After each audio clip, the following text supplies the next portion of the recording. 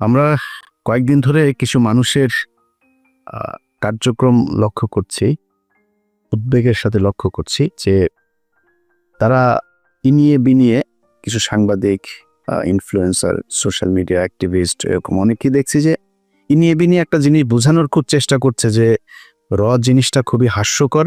বাংলাদেশে টো বলে কোনো কিছু নাই, ভারতীয় আধিপত্যবাদ এই দেশে কোনোদিন হয় নাই। এর সাথে আবার এমন কিছু রাজনৈতিক দলও এটাকে হাস্যকর পরিস্থিতিতে নিয়ে গিয়েছে, যারাই এতদিন ধরে এই ভারতের গোয়েন্দা সংস্থা, ভারতের আধিপত্যবাদের বিরুদ্ধে কথা বলেছেন। তো ওই যে একটা কথা আছে না, যে যায় লঙ্কা সে হয় রাবণ, পরিস্থিতিটা অনেকটা এরকম। তো সুখ দেখলে দুঃখের কারণগুলো খুব দ্রুত ভুলে গেলে ওই সুখ কিন্তু বেশি দিন থাকে না, থাকবেও না। আমি একজনকে দিয়ে আজকে উদাহরণটা আপনাদেরকে দেব। এটা ওনাকে দিয়ে যদি দেই তাহলে মোটামুটি অন্যদের উদ্দেশ্যটা কি সেটা আপনারা নিজেরা যদি একটু চিন্তা করেন, ওইটার সাথে মিলালে সবগুলো বুঝে ফেলতে পারবেন। বিবি নুরুল হক নূর এই দেশের উদীয়মান একজন তরুণ রাজনীতিবিদ ছিলেন। তো ছিলেন কেন বললাম, সেটা হচ্ছে যদি সম্মুখ যোদ্ধা হিসাবে চিন্তা করেন, আমাদের চাইতে তিনি উৎকৃষ্ট মানের আওয়ামী বিরোধী একজন রাজনীতিবিদ বা যোদ্ধা, যেটাই বলেন, অনেক কিছু করেছেন এবং তার প্রতিদানও বাংলাদেশের মানুষ তাকে দিয়েছে। অকুণ্ঠ ভালোবাসা, অপরিসীম ভালোবাসা নুরুল হক নূর পেয়েছেন। না চাইতেই তিনি টাকা পয়সা পেয়েছেন। আমি নিজেও আমার এখানে অনেক বন্ধু বান্ধবের কাছ থেকে মানে একটা বিশেষ সংগঠন তারা করেছিল, আমি নিজে বলেছি ভাই ওদেরকে কিছু টাকা দেন। মাঝে মধ্যে এখান থেকে অনেক টাকা পয়সাও গিয়েছে, আমি নিজেও জানি। আমি নিজেও পার্টিসিপেট করেছি, আমার পকেট থেকে টাকাও দিয়েছি, তার পক্ষে কথা বলেছি, অনেক ভিডিওতে পোস্টে তার পক্ষে কথা বলেছি। তো উনি যেই ত্যাগ স্বীকার করেছিলেন সেটার জন্য উনি ওনার ভালোবাসাও পেয়েছেন।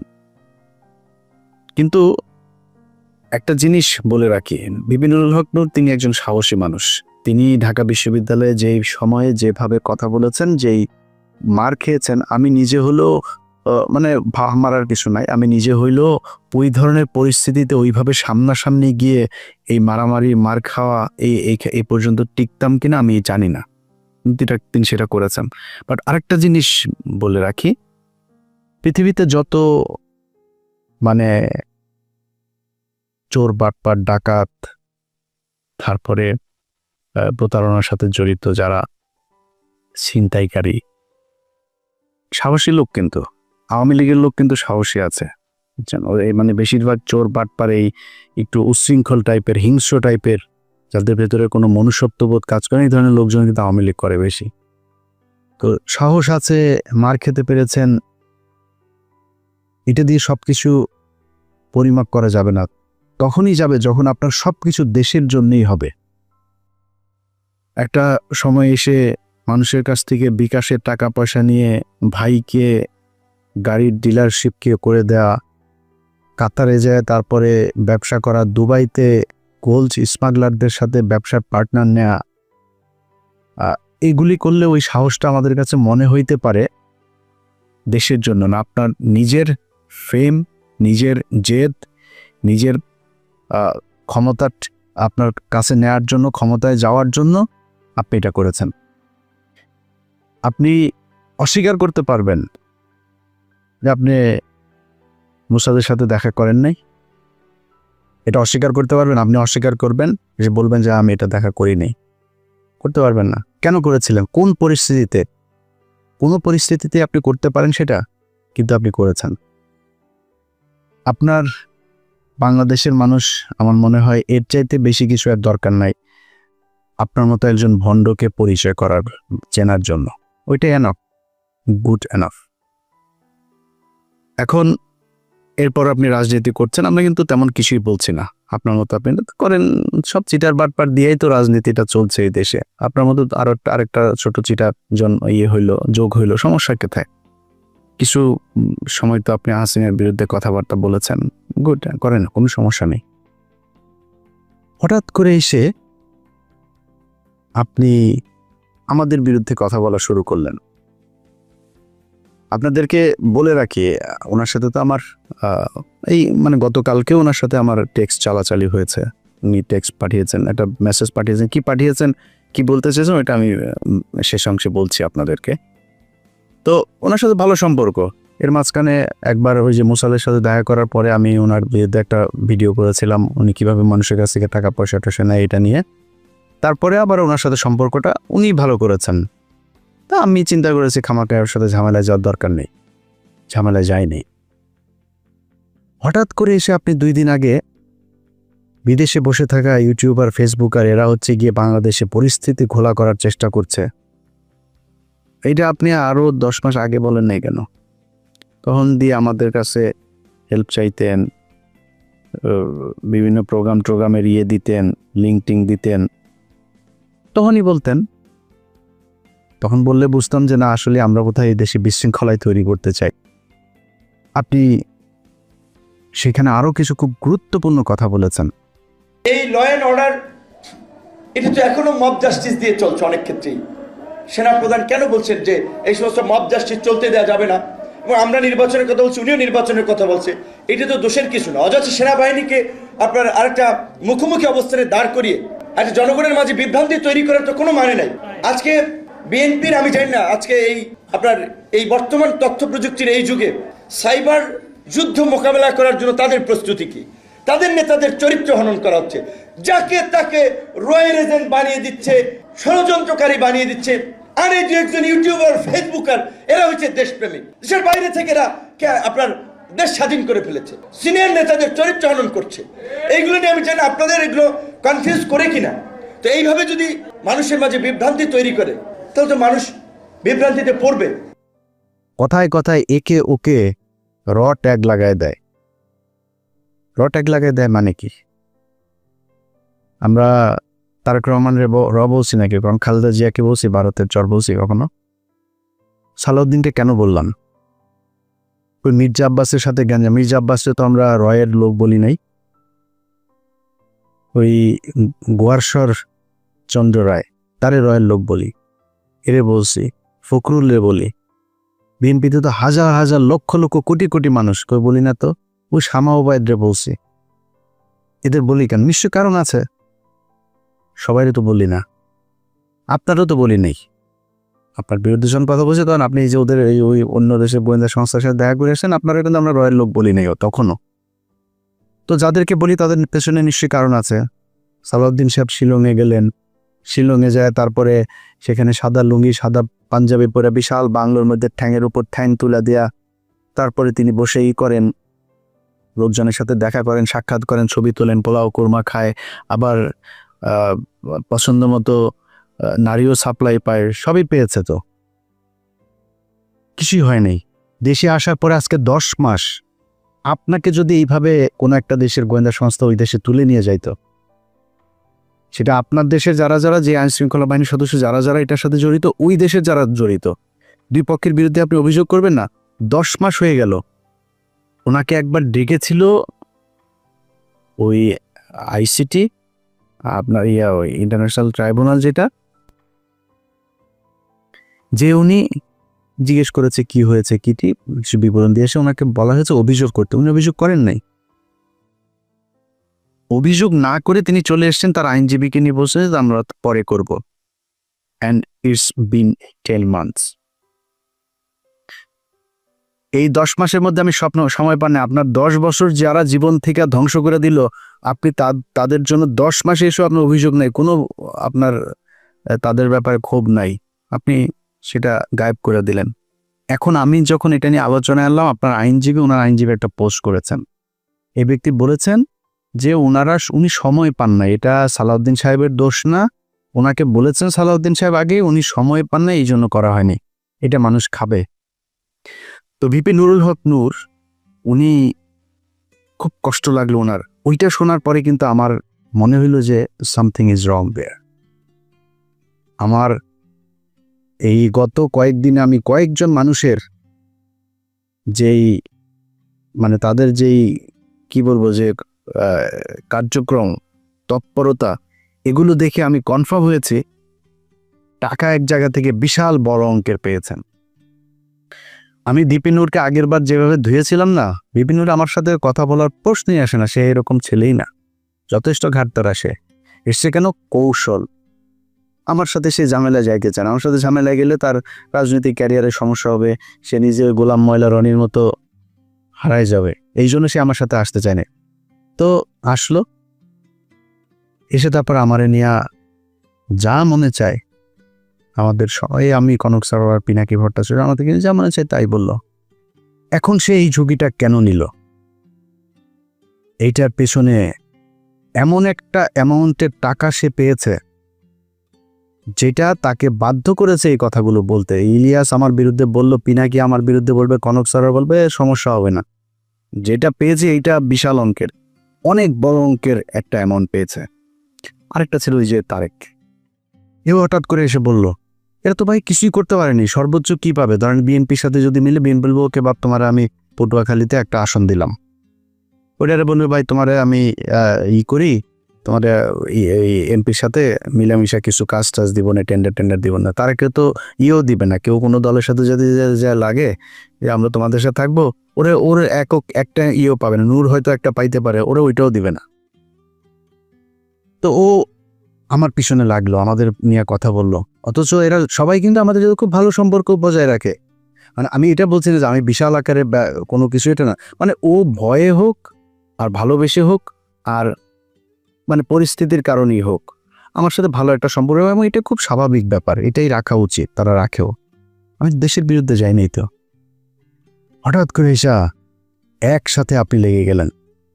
সো আমরা তো জানি টাকা পয়সা কোত্থেকে আসে, কোত্থেকে টাকা পয়সা দিচ্ছে। আমরা তো বিক্রি হয়নি কারো কাছে, আপনারা বিক্রি হয়ে গেলেন। কয়টা টাকার জন্য আপনার পুরো ক্যারিয়ার ধ্বংস করে দিলেন। এই বাটপার এর আগে একটা কাজ করেছিল, আমরা চলেন আমরা ওই একটা বক্তব্য শুনে আসি তার। শেখ হাসিনা যখন তাকে ডেকেছিল গণভবনে হওয়ার পরে, তখন কিন্তু সে কিছু কথা বলেছিল সেখানে। সে কথাগুলো আগে শুনি, তারপরে আমরা পরে আলোচনায় যাই। আমিও যেটা বলেছি যে আমি ছাত্রলীগের কর্মী ছিলাম না, শুধু ছোটোখাটো একটা নেতাও ছিলাম, হলের পোস্টেড ছিলাম। আর আমি বিভিন্ন প্রোগ্রামে গিয়েছি, আমি দেখেছি নেত্রীকে ঢাকা মেডিকেল যখন বার্ন ইউনিটে বিএনপির আন্দোলনের সময় যখন বিভিন্ন অকারেন্সগুলো ওঠে, তখন তিনি গিয়েছেন। আমরা রাস্তার পাশে দাঁড়িয়েছি, তাকে দেখেছি গাড়ির কালো গ্লাস থেকে, স্পষ্ট দেখতে পারিনি, টিভিতে দেখেছি। আর আজকে দেখার পর আমি অনেকক্ষণ চেয়ে রয়েছি। আমি 2.5 বছর বয়সে আমার মা মারা যায়, আর আমার ছোটো ভাইকে এখানে এসেছে, ওর বয়স ছিল তখন 1 বছর। আমার মায়ের এটা আমি যতটুকু মনে করতে পারি, আমি সেটা খুঁজে পেয়েছিলাম আমার প্রাইমারির একজন শিক্ষিকার মধ্যে, আমি যেই প্রাইমারিতে পড়েছি। আর আজকে আমি মাননীয় প্রধানমন্ত্রী এতদিন টিভিতে আমি ওভাবে দেখতে পারিনি, কিন্তু আজকে দেখে আসলে আমার মনে হয়েছে যে তার মধ্যে আমার মায়ের চেহারাটা আমি কিছুটা দেখতে পেয়েছি, এরকম একটা জিনিস হচ্ছে। সেজন্য অনেকে আসলে বিভিন্ন উপাধিতে বলে থাকেন। আর আমরা একটা জিনিস দেখেছি যে আসলে তিনি প্রধানমন্ত্রী হিসেবেও, আমি বলবো না তিনি প্রধানমন্ত্রী, তিনি সবার প্রধানমন্ত্রী, তারপরেও তার কিছু স্পেশাল আসলে ক্যারেক্টার যেটা আমরা দেখেছি, যে কখনো ছোট শিশুকে কোলে নিয়ে, মানে একদম সিম্পল একজন যে নারীর যে ভূমিকা, সেই ভূমিকা অবতীর্ণ। আবার যখন দেখেছি আন্দোলন সংগ্রামে, মানে তার শুনেছি ওই সময়ের তার সেই মানে ছাত্র রাজনীতি থেকে উঠে এসেছে, তার কৃতিত্বের কথা আমরা শুনেছি। আর বঙ্গবন্ধুর কথা তো এটি আসলে তো শুধু আমরা না, সারা বিশ্বের মানুষ জানে। আর তার সুযোগ্য কন্যা যদিও শেখ রেহেনা আপা আমরা রয়েছে, কিন্তু এটি তো আমরা মানে সবার মধ্যে সব গুণ এককভাবে থাকে না, কিন্তু আপা আমরা মনে করি যে আসলে যেটা বঙ্গবন্ধুর মধ্যে অনেকে বলে যেটা ছিল, তার পুরোটা মনে হয় যে আমাদের নেত্রী পেয়েছেন।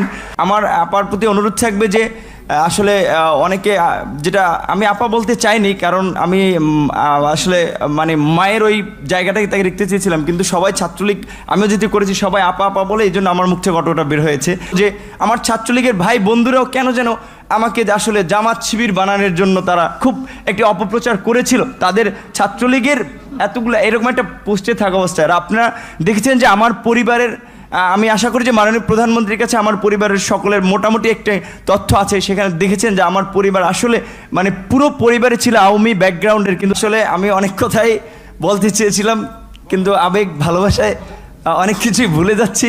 জয় বাংলা, জয় বঙ্গবন্ধু। আর আমি প্রধানমন্ত্রীর অনেকটা প্রোটোকল, এই কারণে আমি অনেকটা আমার একটু ইচ্ছা ছিল যে বঙ্গবন্ধু শেখ মুজিবুর রহমানকে কখনো তো দেখিনি, তার কথা শুনেছি। আর তার গান যেটি আমি ক্লাস 5-এ একটা গান খুব ভালো লেগেছিল, আমাদের স্কুলের মাঠে মুক্তিযোদ্ধা সংসদ সন্তান কমান্ডের আয়োজনে একটা প্রোগ্রাম ছিল, ওখানে এরকম একটা গান ছিল, যদি রাত পোহালে শোনা যেত বঙ্গবন্ধু মরেনি, তাহলে আমরা পেতাম জাতির পিতা বিশ্বপিত মহান নেতা, এরকম একটি গান। আর বঙ্গবন্ধুর প্রেমে তো সবাই পড়েছে। আর আমার যেহেতু আমি বলেছি আমার মাকে আমি সেই 2.5 বছর বয়সে হারিয়েছি, আমি তো প্রথমে আমার ইচ্ছা ছিল যে আমি মাননীয় প্রধানমন্ত্রীকে, যেমন ভারতের নরেন্দ্র মোদী আমরা দেখেছিলাম মাননীয় প্রধানমন্ত্রী যখন গিয়েছেন কোনো রকম প্রোটোকল ব্রেক করেই তিনি তাকে ওয়েলকাম জানিয়েছিল, আমার একটা ইচ্ছা ছিল তাকে মানে একদম ঝটিকার আগে তাকে সালাম করাটা, কিন্তু আমি ভাবছি তার পিছনে যেহেতু তার নিরাপত্তা রক্ষীরা রয়েছে সেটা বিঘ্ন ঘটবে কিনা, এই জন্য আমি যাইনি। আমি একটু মাননীয় প্রধানমন্ত্রী আপনাকে একটু, যেহেতু আমার মা নাই, আমি বলেছি আমার সেই মাতৃত্বের ছায়াটা আমি দুজনের ব্যক্তির মধ্যে খুঁজে পেয়েছি, সেটা আমার শিক্ষিকা এবং হচ্ছে আপনি, আমি একটু আপনাকে সালাম করতে চাই।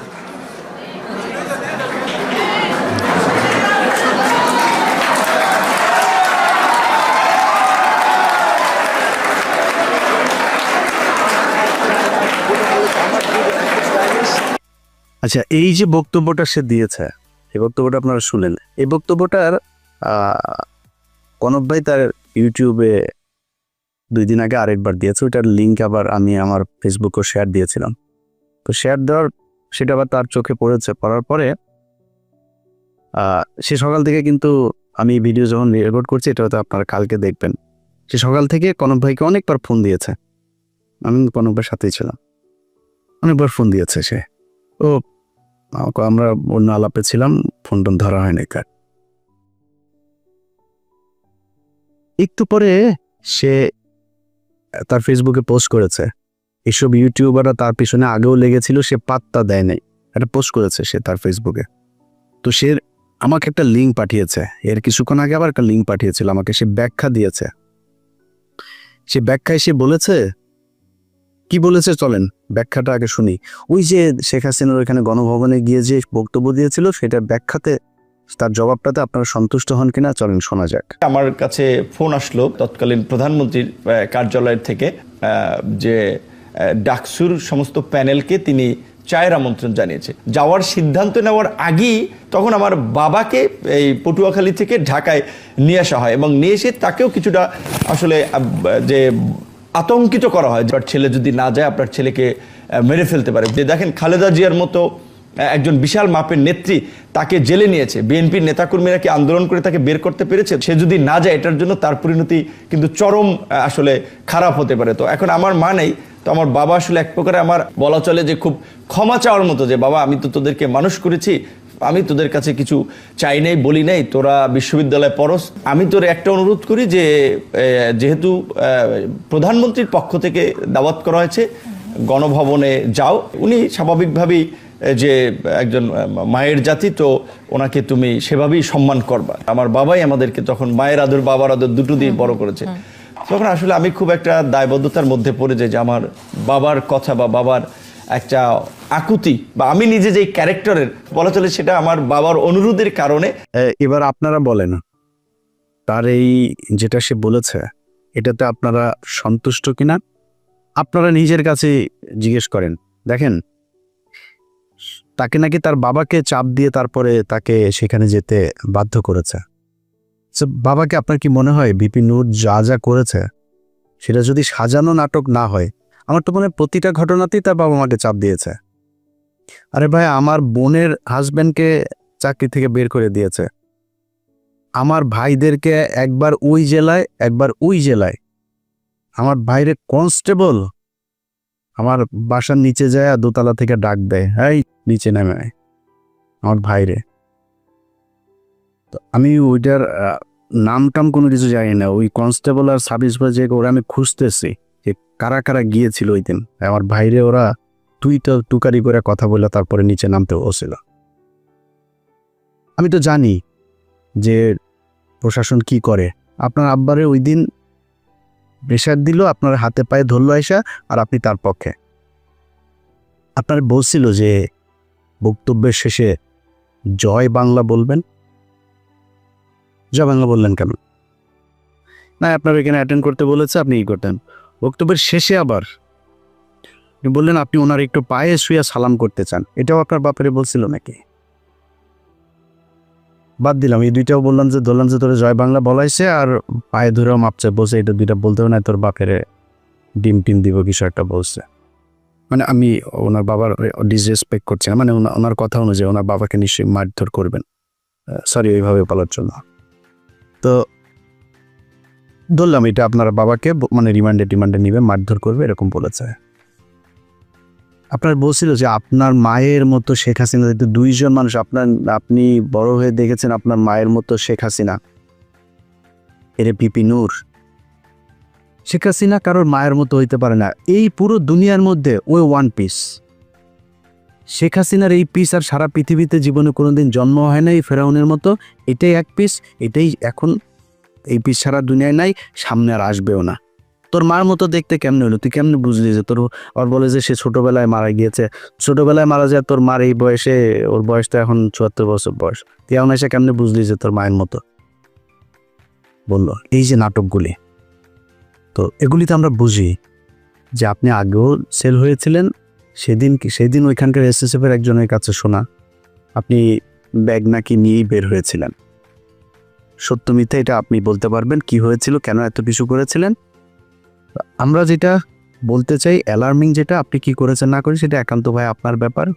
যেটা অ্যালার্মিং, এই ধরনের ছোট ছোট রাজনীতিবিদরাও যদি নাকি বিদেশি গোয়েন্দা সংস্থার টাকা নিয়ে সেই গোয়েন্দা সংস্থার পক্ষে কাজ করার জন্য এইভাবে উঠে পড়ে তারপরে লাগে, এটাই দেশের অস্তিত্বের জন্য চরম হুমকি। এই দেশের সেই ৭১ থেকে শুরু করে এই পর্যন্ত এই গোয়েন্দা সংস্থা ভারতীয় এরা আছে, ছিল, এরা থাকবেও, এদের কার্যক্রম এরা চালাই যাবে। এই যে 2 দিন ধরে আপনার জামায়াত নেতা এটিএম আজহার, তিনার মুক্তির পরে দেখবেন ওই যে 3-4 জন লোকজন নিয়ে তারপরে বাম এসে, সংস্কৃতি কর্মী এসে, শিবিরের ভাইদের বলবো পাঁচড়া উদাম কইরা লাল বানায় দেবেন। যেটা নামে আসবে এই বিচার পৃথিবীর ইতিহাসের সবচাইতে নিকৃষ্টতম, এই ধরনের কোনো ঘটনা ছাড়া ঘটনা বানায় এইভাবে জলজ্যান্ত মানুষকে একটা গণতান্ত্রিক দেশের কোনো সরকার এইভাবে এই সভ্য সমাজে ফাঁসি দিতে পারে, এই নিকট অতীতে এই পর্যন্ত এই পৃথিবীতে এই ঘটনা ঘটে নাই, যেটা শেখ হাসিনা ঘটিয়ে গেছে। শুধুমাত্র রাজনৈতিক প্রতিদ্বন্দ্বিতার কারণে তাদেরকে হত্যা করা হয়েছে। আমি মনে করি এই জামায়াতের যে নেতাদেরকে হত্যা করা হয়েছে তাদের পরিবারের কাছে রাষ্ট্রীয়ভাবে ক্ষমা চাইতে হবে, এই বিচার কার্যের সাথে যারা ছিল তাদের সবার বিচার করতে হবে এবং ওই পরিবারকে যথাযথ ক্ষতিপূরণ দিতে হবে। এটার বিরুদ্ধে যারা যারা কথা বলছে এখন, যারা এই মাঠ গরম করার চেষ্টা করছে, সব কয়টা রয়ের টাকা খায় তারপরে করছে। তারা টাকা দেয়, এই যে সচিবালয় দেখেন ভাই, পাশার মধ্যে লাতিতে বার করে দেন সচিবালয়, চাকরি নেওয়ার জন্য পোলাপান বসে আছে, সচিব নাই তাও বানাইতে আপনার সময় লাগবে। আরে ভাই এই যেগুলি এখন আন্দোলন করছে, আর এই আন্দোলন করছে তাদেরকেও যে আমি খুব বেশি দোষ দিব তা না, হঠাৎ করে এসে এই অধ্যাদেশ দেওয়ার কারণটা কি, এটা কেন দিলে, এটার পেছনে আমার মনে হয় দেখা উচিত। তো এই মাঠ যারা গরম করার চেষ্টা করে এখন কোনো কারণ ছাড়া, এদের ব্যাপারে আমি মনে করি এনসিপি, জামায়াত ইসলাম, ছাত্রদল সবারই মাঠে থাকা উচিত, খুব তীক্ষ্ণ নজর রাখা উচিত। যে বিষয়টা নিয়ে কথা বলেছি সেটা দিয়ে শেষ করি ভাই। আপনাদের টাকা পয়সার দরকার আছে আমি জানি, ভিপি নূর আপনি অনেক সম্মান পেয়েছেন এই দেশে, আমার মনে হয় ওইটা নিয়ে সন্তুষ্ট থাকলে অনেক বেশি ভালো হইতো। অনেক টাকার মালিক হইতে পারেন নাই, অনেক টাকার মালিক হওয়ার দরকারও নাই। আপনার এক সময় টাকা পয়সা ছিল না, আপনার টাকা পয়সা দিয়ে এই দেশের মানুষ চালায় নাই, তখন কিন্তু এই দেশের মানুষ আপনার বিকাশ নূর বলে নাই। বিকাশ নূর এখন কেন বলে? এটা বলার একমাত্র কারণ হচ্ছে আপনি বিকাশে মানুষের কাছ থেকে টাকা নিয়ে দেশের বিরুদ্ধে কাজ করেছেন। দেশের পক্ষে কথা বলতেন, ভাই আমি খুব গর্ববোধ করব আমার শেষ বয়সে যদি নাকি ধরেন আল্লাহ মাফ করুক এমন কোনো সমস্যা হয়, আমার মানুষ সাহায্য তুইলা তারপরে আমার সেই সমস্যার সমাধান করতে হয়, আর চাই একটু কষ্ট থাকবে না। আমি এইখানে বিশাল রাজকীয় জীবনযাপন করি না, এই যে কথা বলছি না, এই ছোট্ট একটা ঘরের মধ্যে ওই যে পেছনে দরজা, খুব সমস্যা হয় মাঝে মধ্যে, ওই রুম থেকে বের হইতে পারে না আমি ভিডিও তৈরি করার সময়, একদম আক্ষেপ নাই। ছোট বাসায় আছি, আলিশান জীবনযাপন করি না, সমস্যা নেই তো। ধরেন এইটার চেয়ে একটু ভালো বাসায় থাকতে পারতাম। আল্লাহর রহমতে যা খাইতে চাই খাইতে পারি, আল্লাহ সেই সুযোগ দিয়েছে ভাই। একটা পানি গেলার শক্তি নেই, বহুত হাসপাতালে যেয়ে খোঁজ নেন, বহু মানুষ পানিটা গিলতে পারে না, স্যালাইন দিয়া তারপরে পেটের ভেতরে খাবার দেয়। আচ্ছা না, আল্লাহ খাওয়ায় তাই আপনি খাইতে পারেন। বিলিয়ন বিলিয়ন ডলারের মালিক, ডাক্তার বলে দিয়েছে খাইতে পারবা না, এই খাইতে পারবা না, পারে না। সব দিনে 2 বেলা খাইতে হবে, এতটুকু সবজি খাবা, এতটুকু রুটি খাবা, খায়া শেষ, আর কিছু খাইতে পারবা না। কয় টাকা লাগবে আপনার খাবার খাইতে? যা চাই তাই খাইতে পারি আল্লাহর রহমতে, আলহামদুলিল্লাহ। আর কি লাগবে? হয়তো সর্বোচ্চ ধরেন একটা বাড়ি দরকার, একটা গাড়ির প্রতি আমার একটা ফ্যাসিনেশন আছে, সর্বোচ্চ চেষ্টা করব যদি জীবনে সুযোগ পাই একটা গাড়ি কিনবো ভালো দেখে। আর কি লাগবে? সচ্ছল চলাফেরা খাইতে পারলেই হলো। আল্লাহ যেন মানে এমন কোনো পরিস্থিতি তৈরি না করেন নিজের দৈনন্দিন প্রয়োজন মেটানোর মতো টাকার জন্য যেন কারো কাছে যাইতে না হয়, শুধু এই পরিস্থিতিটা না আসলেই হবে। আপনারা চাইলে এটা করতে পারতেন। অনুরোধ, যেই সাপ নিয়ে আপনারা খেলছেন মাঝে মধ্যে খুব হাস্যকর মনে হয়, আপনাদের ওইখানের কিছু ফলোয়ার টলোয়ার নিয়ে আপনাদের কাছে এটা হাসির খোরাক মনে হয়, মানে নিয়া এটা নিয়া দেশের বিরুদ্ধে যায় না, কিছু টাকা পয়সার জন্য না এইভাবে দেশের সাথে বিট্রে করেন। এই গত 15 বছর এই দেশ রয়ের কারণে এইভাবে পরাধীন হয়েছিল, আমরা এটা ভুলে যাইনি। মুক্তিযোদ্ধা মারাইতে আসছেন, দেশের প্রতি প্রেম মারাইতে আসছেন, এখন দেশপ্রেম মারান, 71-এর রাজাকার টিয়ে দিয়া তারপরে ATM আজহারের বিরুদ্ধে ক্যাম্পেইন করেন। এত দেশপ্রেম কই ছিল আপনার? তোর বাপ যে বলছিল না যে এটা নাকি ভারত পাকিস্তান যুদ্ধ 71-এ, তোর বাপেদের বিরুদ্ধে মিছিল করছিলি বাংলাদেশে? এই মুখগুলি খুঁজে বার করেন, একটাও করে নাই। এখন মাঠ গরম করতে চায়, আওয়ামী লীগের নামে তো আসতে পারে না, এই মুক্তিযোদ্ধা বালছাল এগুলির নাম দিয়া মাঠে এসা কি পাবেন না, এদানি দিয়া একদম পাছার চামড়া ওই গোপালগঞ্জাদের মতো লাল করে ফেলবে। আল্লাহ হাফেজ।